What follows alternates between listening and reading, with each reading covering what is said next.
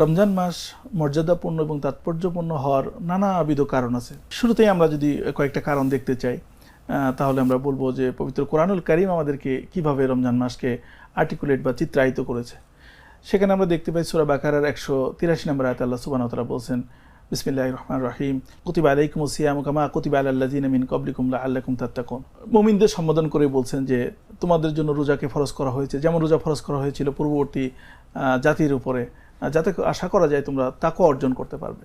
তো এটি একটি গুরুত্বপূর্ণ বিষয় যে রমজান মাস রোজাকে ফরজ করা হয়েছে, আমরা তাকওয়া অর্জন করার জন্য একটা অপরচুনিটি আমাদের সামনে তুলে দেওয়া হয়েছে। এর বাইরে আরও একটি মৌলিক এবং গুরুত্বপূর্ণ তাৎপর্যের এবং এই মাসটা মর্যাদাপূর্ণ হওয়ার ক্ষেত্রে আল্লাহ সুবহানাহু ওয়া তাআলা নিজেই এভাবে বলেছেন। আমরা পরবর্তী আয়াতে যদি দেখি 185 নম্বর আয়াতে আল্লাহ তাআলা এভাবে বলছেন, বিসমিল্লাহির রহমানির রহিম, শাহরু রমাদান আল্লাযী উনজিলা ফীহিল কুরআন হুদাল লিন-নাস ওয়া বাইয়িনাতিন মিনাল হুদা ওয়াল ফুরকান ইলা আখির আয়াত। তো এখানে আমরা দেখতে পাচ্ছি যে আল্লাহ বলছেন যে এই রমজান মাসে পবিত্র কোরআনকে নাজিল করা হয়েছে এবং এই কোরআন কি করে, সত্য এবং মিথ্যার মধ্যে পার্থক্য করে দেয়। এবং এই আয়াতের শেষের দিকে বলছেন যে ফামান শাহিদা মিনকুমুশ শাহরা ফালিয়াসুম, যে এই মাসটা পায় সেজন্য রোজা থাকে। তো এরপর আরও অনেকগুলো মাসালার কথা বলা হয়েছে। তো আমরা এই দুটো বিষয়কে যদি সামনে নিয়ে আসি তাহলে আমরা কোরআনের আলোকে দেখতে পাই যে রমজান মাস মর্যাদাপূর্ণ তাৎপর্যপূর্ণ হওয়ার কারণে একটা হলো আল্লাহ তাআলা এখানে ফরজ করেছেন আমাদের যে তাকওয়া, যেটা আমাদের মুমিন জীবনের একটা গোল থাকে যে আমরা এই তাকওয়া অর্জন করব, আমরা হালালকে গ্রহণ করে হারামকে বর্জন করার মধ্য দিয়ে আল্লাহর প্রিয় পাত্র হব, সেটির একটা অপরচুনিটি আল্লাহ তাআলা বিশেষ সুবিধা দিয়েছেন এবং সেই সুবিধাগুলো নিয়ে আমরা আরও পরে আলোচনা করব। আরেকটা হলো যে কোরআন নাজিল হওয়ার কারণে, তো কোরআন নাজিল হওয়ার কারণে মাসটা মর্যাদাপূর্ণ কীভাবে হলো, কারণ আমাদের মুমিন জীবনে আমরা মুসলিম যারা আমরা তো বিশ্বাস করি বরং কোরআন নাজিল করা হয়েছে সমগ্র মানব জাতির জন্য এবং সমগ্র মানব জাতিকে অকল্যাণ থেকে, পাপাচার থেকে কল্যাণের দিকে, ন্যায়ের দিকে আনার জন্য যে প্রেসক্রিপশন, যে গাইডলাইন, সেটি হলো কোরআনের মধ্য দিয়ে দেওয়া হয়েছে। ফলে এই মাসের এইরকম একটা গাইড বুক, এরকম একটা পথনির্দেশিকা নাজিল হওয়ার মধ্য দিয়ে মাসটাকে সম্মানিত করেছেন। এবং কীভাবে সম্মানিত করেছেন এটা আবার কোরআনে অন্য জায়গায় বলছেন। যেমন আমরা সূরা আল কদরের মধ্যে যদি আমরা দেখি যে আল্লাহ তাআলা বলছেন এখানে, বিসমিল্লাহির রহমানির রহিম, লাইলাতুল কদরি খায়রুম মিন আলফি শাহর। এই রমজান মাসের একটা রাত আছে যে রাতটা লাইলাতুল কদর নামে আমরা পরিচিত, এটা আমাদের সবাই মোটামুটি জানেন।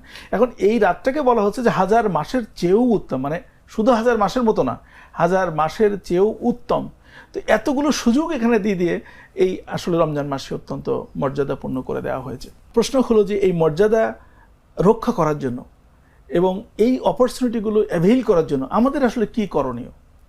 তো সেই ক্ষেত্রে আমরা যদি বলি, আমরা দুটো কাজকে এখানে দুটোভাবে বলতে পারি। একটি হলো যে রমজান মাসকে যদি আমরা সত্যি এটার যে তাৎপর্য আল্লাহ তাআলা বলেছেন, আল্লাহ পবিত্র কোরআনে এসেছে, সেটাকে বলে আমাদেরকে যে সাওমটা আমাদের উপর ফরজ করে দিয়েছেন এবং যাদের উপরে সাওম ফরজ আছে সেটা তো আলোচনা আসবে, তারা অবশ্যই এটাকে সাওম আমরা পালন করব, এটা একটা দিক।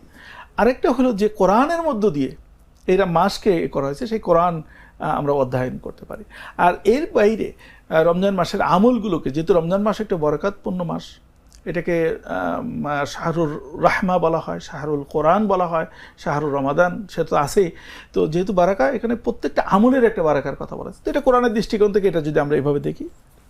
আরেকটা বিষয় হলো যে যদি আমরা হাদিসের দিকে যদি লক্ষ্য করি, রাসূল সাল্লাল্লাহু আলাইহি ওয়াসাল্লাম আমরা খুব সংক্ষেপে বলবো, রাসূল সাল্লাল্লাহু আলাইহি ওয়াসাল্লাম একটা হাদিস, আবু হুরায়রা রাদিয়াল্লাহু তাআলা থেকে বর্ণিত একটা হাদিস, খুব পপুলার, প্রসিদ্ধ, আমরা প্রায় আলোচনার সময় বলি যে এখানে বলছে যে রাসূল সাল্লাল্লাহু আলাইহি ওয়াসাল্লাম বলছে, ক্বালা রাসূলুল্লাহ সাল্লাল্লাহু আলাইহি ওয়াসাল্লাম, মান সামা রমাদানান ঈমানান ওয়া ইহতিসাবান গুফিরা লাহু মা তাকাদ্দামা মিন যামবিহি। এখন কতটা অপরচুনিটি এই রমজান মাস আমাদের জন্য দিয়েছে, সেটি হলো যে আল্লাহ রাসূল বলছেন যে ব্যক্তি ঈমান এবং ইহতিসাবের সাথে রমজান মাসের রোজা পালন করলো, আল্লাহ তাআলা তার পূর্বের সকল গুনাহ মাফ করে দিয়েছে। সুবহানাল্লাহ। তো আপনি চিন্তা করে দেখেন, আমাদের মানুষ মাত্রিক ভুল ত্রুটি হয় এবং একটা গোটা বছরের যে ভুল ত্রুটিগুলো আছে বা ইতিপূর্বের যে ভুল ত্রুটিগুলো আছে, সমস্ত ভুল ত্রুটি মাফ করে নেওয়ার একটা সুযোগ হলো এই রমজান মাস। তাহলে এর চেয়ে বেশি আর কিভাবে আমরা বর্ণনা করতে পারি যে এই রমজান মাসের যে গুরুত্ব এবং তাৎপর্য এবং সেখানকার যে আমলের যে গুরুত্ব এবং তাৎপর্য। তো এভাবে আমরা দেখতে পাই যে এটা একটা সুযোগ এসেছে এবং রাসূল সাল্লাল্লাহু আলাইহি ওয়াসাল্লাম সাহাবীরাও ওনারা প্রত্যাশা করতেন যেন আমরা রমজান মাসটা পাই, আর একটা রমজান মাস যেন পাই, কারণ এই রমজান মাসের মধ্য দিয়ে যে সুযোগটা আমরা পাবো এটা হয়তো অন্য সময় আমরা নাও পেতে পারি। তো এরকম একটা রমজান মাস আমরা এসেছি, আমরা চেষ্টা করব এখানে এই আমল বা এই দৃষ্টিভঙ্গি থেকে আমরা চেষ্টা করব এই রমজান মাসের যে বেনিফিট আমরা যেন পরিপূর্ণভাবে বা ম্যাক্সিমাম আমরা নিতে পারি। আল্লাহ তাআলা সেই তৌফিক যেন আমাদেরকে দান করেন। আমার একটা স্মার্ট সিদ্ধান্তে 25% গ্যাসের খরচ কমেছে। ভাবছেন কিভাবে? সাধারণ গ্যাস স্টোভ বদলে আমি এনেছি আরএফএল গ্যাস স্টোভ। এর সাইন্টিফিক নজেল ও ব্রাস বার্নার ক্যাপ সমানভাবে তাপ ছড়িয়ে রান্না করে দ্রুত, তাই গ্যাসও বাঁচায় 25%, টাকাও বাঁচে 25%। আরএফএল গ্যাস স্টোভ, নিরাপদ ও গ্যাস সাশ্রয়ী।